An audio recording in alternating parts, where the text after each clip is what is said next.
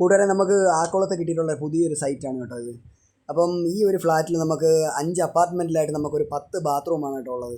പിന്നെ പോയിട്ട് ഗ്രൗണ്ട് ഫ്ലോറിൽ ഒരു സെർവൻറ്റ് ബാത്റൂം ഉൾപ്പെടെ ടോട്ടലി 11 ബാത്റൂമാണ് കേട്ടോ നമുക്ക് ഇവിടെ സെറ്റ് ചെയ്ത് കൊടുക്കാനുള്ളത്. അപ്പോൾ ഈ ഒരു ബിൽഡിങ്ങിൻ്റെ കംപ്ലീറ്റ് കൺസ്ട്രക്ഷൻ ചെയ്തിരിക്കുന്നത് നമ്മുടെ പാപ്പനാങ്കോടുള്ള സുഭാഷ് എന്ന് പറഞ്ഞ ചേട്ടനാണ്. അപ്പോൾ നമുക്കിന്ന് പ്ലംബിങ്ങിന് ആവശ്യപ്പെട്ട എല്ലാ സാധനങ്ങളും ഏകദേശം എല്ലാം നമുക്കിവിടെ എത്തിച്ചു തന്നിട്ടുണ്ട്. പിന്നെ നമ്മളിന്നൊരു ഇവിടെ നിന്ന് വർക്ക് ഒന്ന് സ്റ്റാർട്ട് ചെയ്ത് വെക്കുകയാണ് കേട്ടോ ഇന്ന്.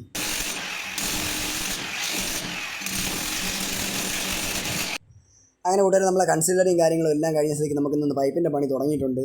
അപ്പോൾ നമുക്കിന്ന് ഈ 2 ബാത്റൂം ഒന്ന് തീർത്തെടുക്കണം.